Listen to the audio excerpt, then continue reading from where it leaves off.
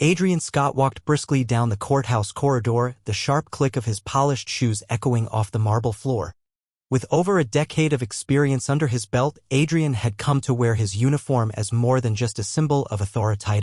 It was a badge of dominance. He saw himself not as a protector of justice, but as a keeper of order, especially when it came to those he viewed as lesser.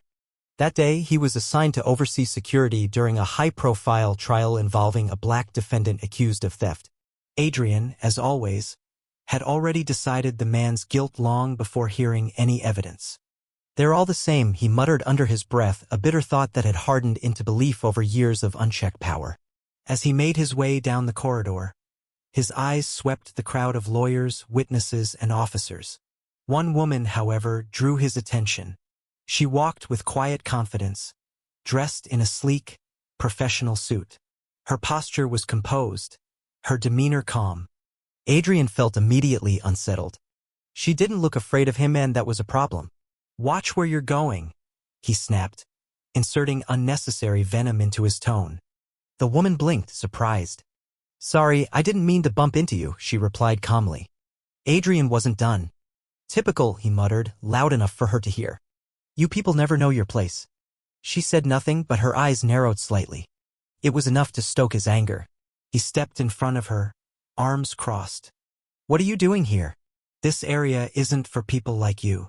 "I have business in court," she replied, voice even. He scoffed. "Let me guess, here to support the criminal? Or do you just shout, 'Justice,' whenever one of yours gets arrested?" She didn't flinch. Didn't even blink. Adrian found that maddening. "You don't belong here," he said coldly. "Leave. Now." The woman remained still. "I have every right to be here." His temper flared. "I don't think so. I'm not letting you disrupt anything." He raised his hand, signaling to two nearby officers. "Take her out." The officers hesitated, unsure.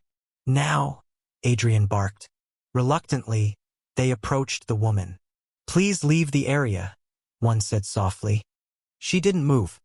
Her eyes locked with Adrian's. There was no anger, no fear, just calm. It unsettled him.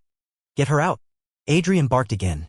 The officers took her arms and began to guide her toward the exit. Murmurs rose in the hallway. Witnesses watched, stunned. Some pulled out their phones. Others whispered. Adrian ignored them all, basking in his control. As she was led away, the woman glanced back over her shoulder, her eyes still serene. For a second, Adrian felt a flicker of unease. There was something in that look, not submission, not defeat, but something deeper. And then she was gone. Adrian stood tall, smug. But the air had changed. People were watching him now with something new in their eyes. Doubt. Judgment. Disapproval. Then Jonathan Pierce appeared. A renowned civil rights attorney, he was a man used to fighting injustice. He approached Adrian with deliberate steps. "Officer Scott," he said, voice low but sharp. "Do you know what you've just done?" Adrian turned to him. "I did my job. She didn't belong here." "That woman," Pierce said, eyes narrowed, "is Dr. Evelyn Carter, Deputy Director of Federal Security. You just forcibly removed a senior government official." Adrian froze. The words rang in his ears. Pierce stepped closer. "I suggest you prepare an explanation. Because this is only the beginning." From down the hallway, Dr. Carter's voice echoed. She was on the phone. "I need a task force here immediately." Adrian felt a cold wave wash over him.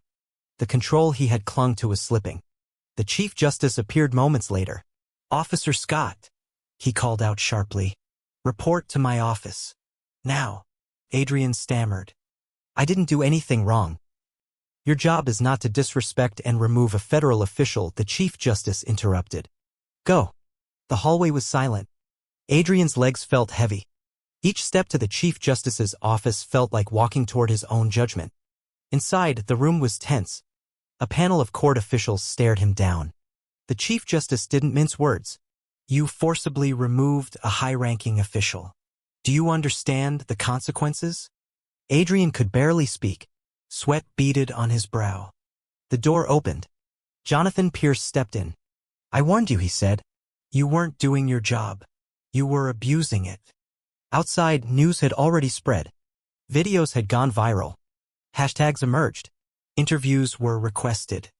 Adrian's name lit up headlines. Later, at the precinct, he was summoned again.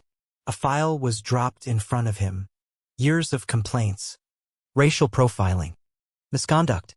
"We tried to shield you," his supervisor admitted. "But after this, we can't anymore." Adrian was fired. He packed up his things. Walked through the hallway for the last time. Cameras waited outside. "Do you regret it?" someone shouted. He said nothing.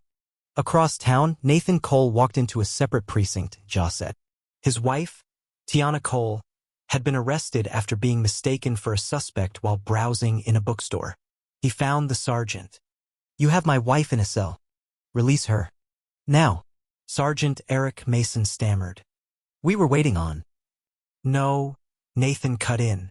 "You were waiting because she's black. You thought she didn't belong. Now you'll apologize." He marched Mason down the hall. The door opened. Tiana looked up, calm but tired.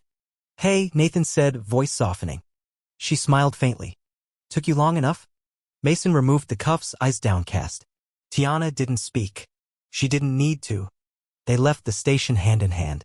Cameras rolled. Reporters shouted. Tiana didn't flinch. Weeks passed. Tiana spoke at events, shared her story, ignited change. She wasn't a victim. She was a catalyst. The city enacted reforms. Oversight increased. Bias training intensified. Her story reached beyond state lines. Change didn't happen overnight. But it began. Adrian Scott, once proud and untouchable, had become a symbol of what happens when prejudice goes unchecked. And Dr. Evelyn Carter, calm, brilliant, unwavering, remained the embodiment of dignity under fire. A lesson had been taught, and the world was watching.